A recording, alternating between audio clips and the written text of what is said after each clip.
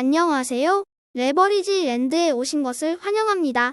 오늘은 레버리지 ETF를 정말로 장기 투자해서는 안 되는 것인지에 대해서 알아보겠습니다.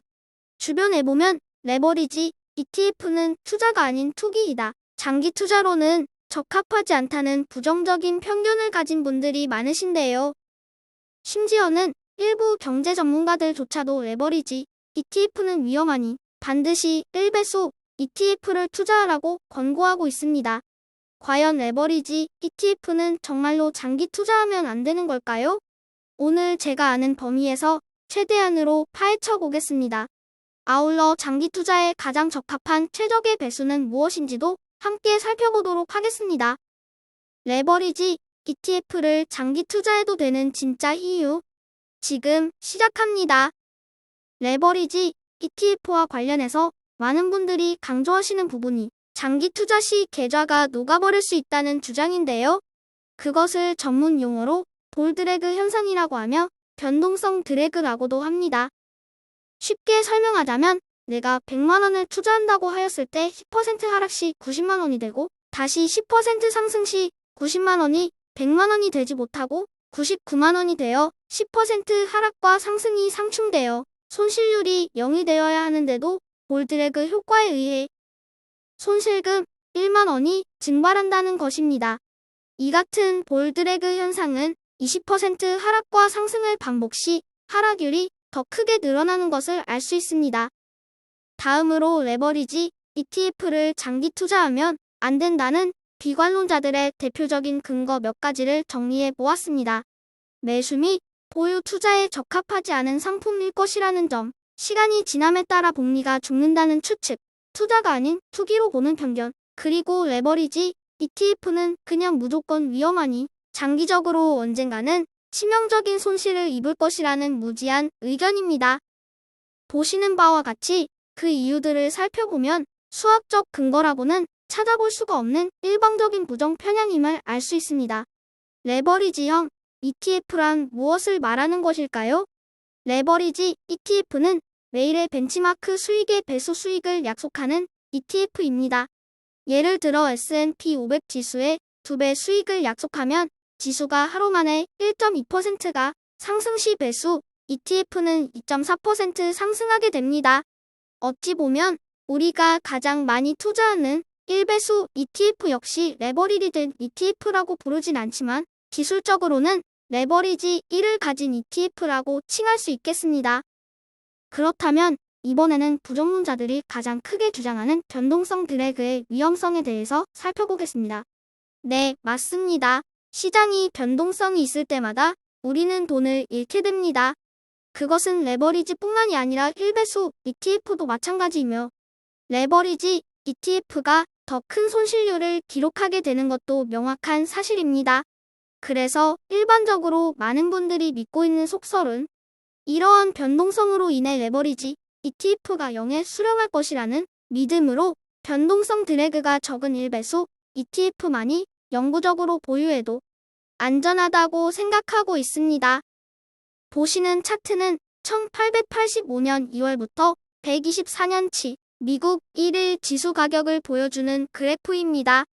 보시는 세 개의 주황색 점은 우리가 가장 많이 투자하는 레버리지 비율을 3배를 차례로 보여주고 있으며 참고를 위해 4배까지 확대해서 확인해 보았습니다. 우리의 일반적인 예상대로 0배수에서 1배수로 증가시키면 연간 수익률이 증가한다는 것을 알 수 있습니다. 그러나 부정론자들이 말하는 것과는 반대로 레버리지를 1배수 이상으로 더 높인다고 해서 수익률이 줄어들지 않고 오히려 증가하는 것을 보실 수 있습니다. 미국 시장의 124년을 통계로 한 자료라면 충분히 장기 투자해도 된다고 결론 낼 수 있지 않을까요? 좀 전에 미국 시장 124년 데이터를 통해 레버리지 ETF를 장기적으로 보유할 수 있다는 결론을 이끌어냈습니다.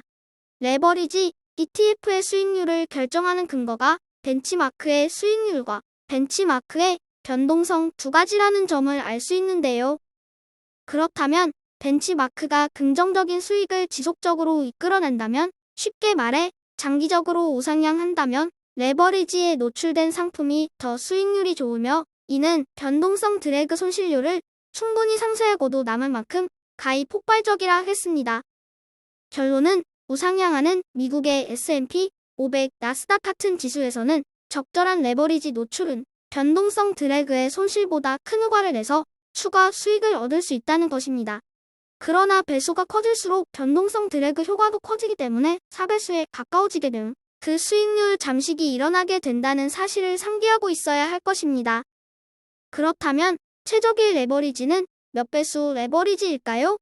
다음은 미국의 S&P 500 및 나스닥을 포함한 세계 주요 시장의 20년간 수익률 그래프입니다. 보시는 바와 같이 모든 시장에서 약 2배수의 레버리지가 가장 높은 수익률을 보여주고 있습니다. 하지만 우상향을 담보하지 못하는 일본의 니케이 시장 같은 경우 결과적으로 1배수는커녕 0.5배수가 가장 안정적인 수익권이었다는 것을 볼 수 있습니다. 레버리지 ETF를 장기 투자할 수 없다는 분들의 이유가 변동성 드래그 때문이 아니라는 사실을 앞에서 증명하였습니다. 그렇다면 그나마 주장할 수 있는 근거는 변동성 드래그가 아닌 레버리지 ETF에 대한 높은 수수료 정도를 뽑을 수 있겠네요. 보통 연간 약 1% 정도의 수수료가 부과됩니다만 연속적인 상관관계와 상대적으로 작은 드래그 크기 때문에 수수료에 비해 수익에 미치는 효과는 아주 미비할 것입니다.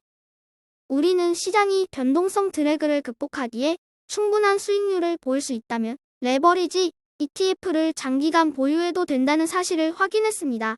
다시 한번 강조하지만 그 전제 조건은 장기적으로 우상향하는 시장에서라는 것입니다. 그리고 대부분의 시장에서 최적의 레버리지 범위가 약 2배수라는 것을 다 같이 확인하였으며 일부 시장과 시대에는 최대 3배수도 효과가 유지된 것을 보았습니다. 그곳이 바로 전 세계 1등 시장, 인류의 혁신을 주도하는 미국 나스닥 시장이지요. 하지만 그 어떤 시장에서도 3배수를 초과한 4배수의 레버리지는 변동성 드래그로 인해 효과가 없었음을 확인했습니다.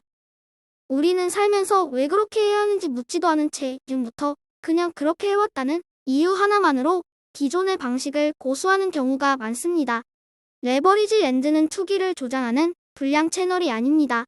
1배수 투자가 가장 안전하다는 편견을 깨고 우리 모두가 좀 더 효율적인 투자로 더 많은 수익률을 가져올 수 있도록 하기 위해 최적의 투자 방법을 연구하고 공유하는 채널입니다.